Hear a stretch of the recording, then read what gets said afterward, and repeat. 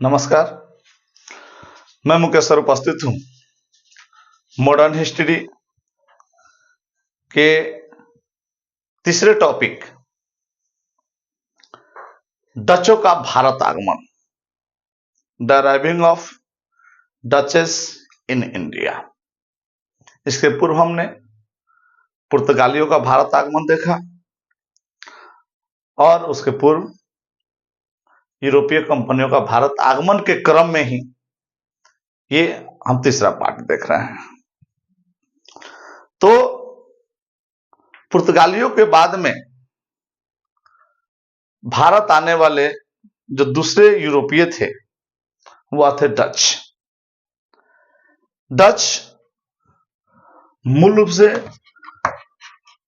जहां के डच होते हैं वो हॉलैंड के रहने वाले लोग डच कहलाते हैं और ये हॉलैंड वर्तमान में नीदरलैंड कहलाता है,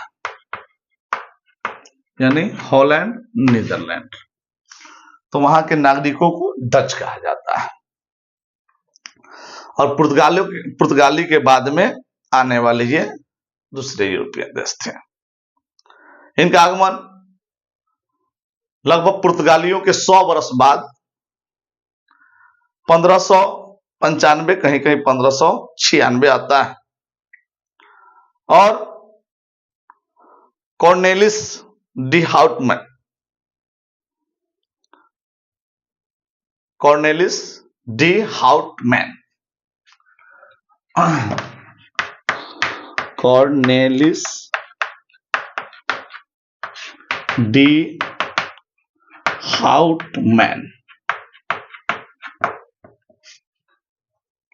यानी प्रथम डच नाविक थे जो भारत और इंडोनेशिया के महाद्वीप पर पहुंचे थे, द्वीपों पर पहुंचे थे और ये सुमात्रा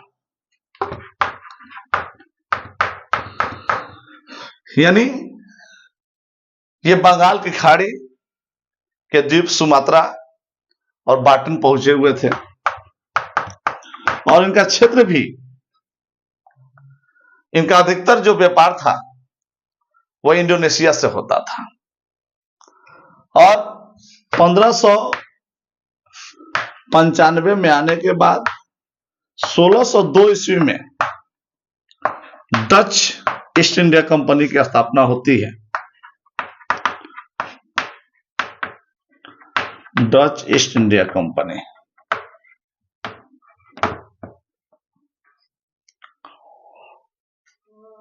और इनकी जो कंपनी होती है वह मसूलीपट्टनम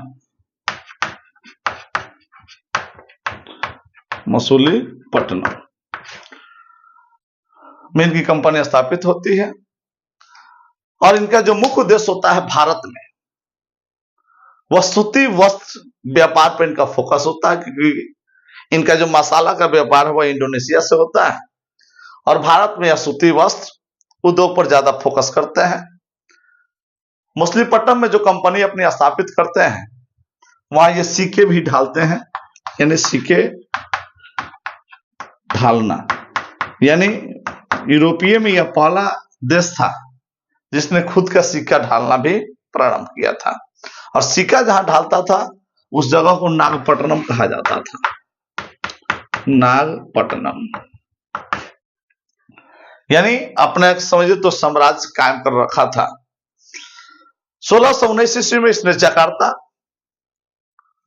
देखेंगे 1619 जकार्ता,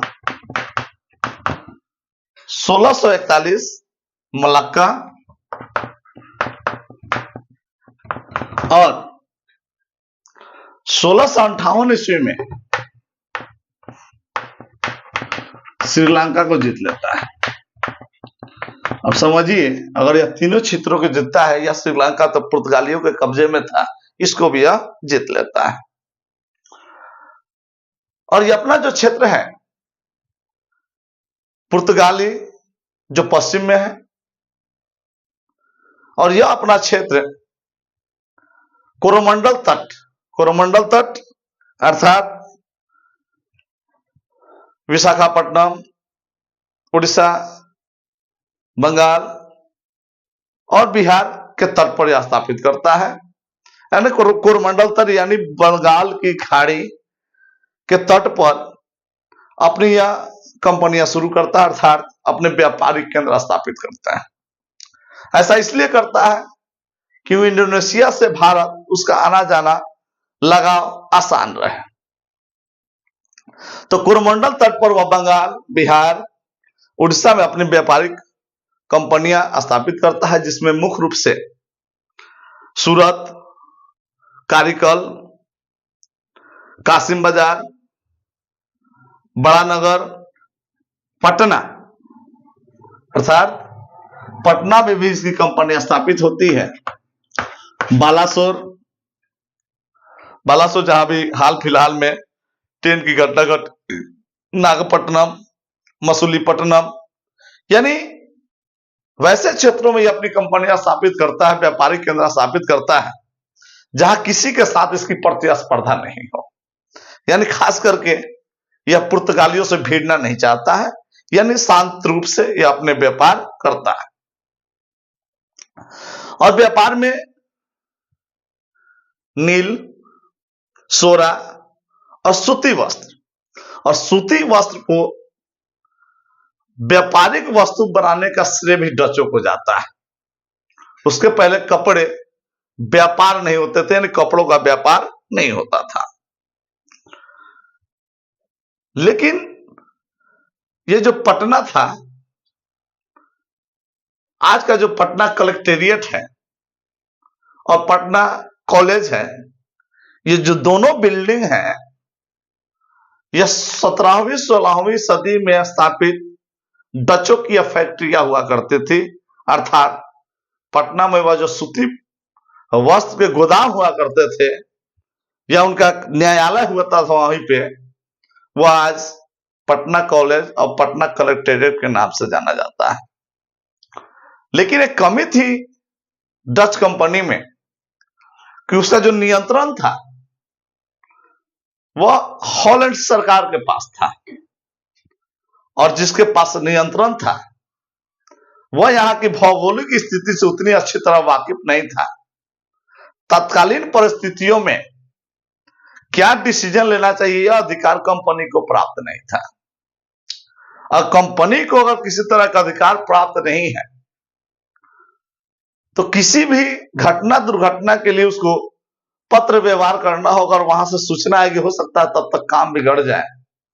और यही हुआ कि जब भी कोई यहां निर्णय लेने होते थे तो अनुमति प्राप्त करनी होती थी डच सरकार से, जिसका नतीजा होता था कि यहां डिले हो जाता था। और यह कारण ही डचों के पतन का सबसे बड़ा कारण बना।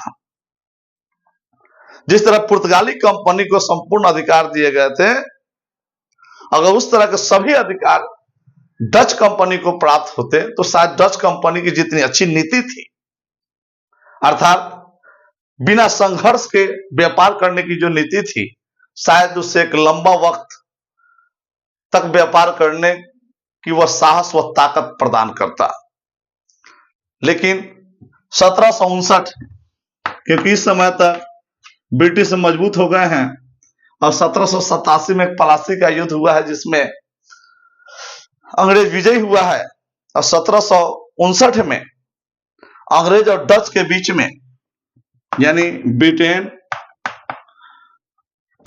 और डच के बीच में बेदरा का युद्ध होता है, बेदरा का युद्ध। और इस युद्ध में डच पूरी तरह से पराजित हो जाते हैं और कमजोर नहीं होते हैं। कमजोर होने की बजाय ये अपनी सारी जितनी भी व्यापारिक केंद्र होते हैं सभी ब्रिटेन से ही बेच करके और यह अपने देश वापस चला जाता है। इसके साथ ही यानी 1759 में Dutch east India company Bharat से हमेशा के लिए खत्म हो जाता है।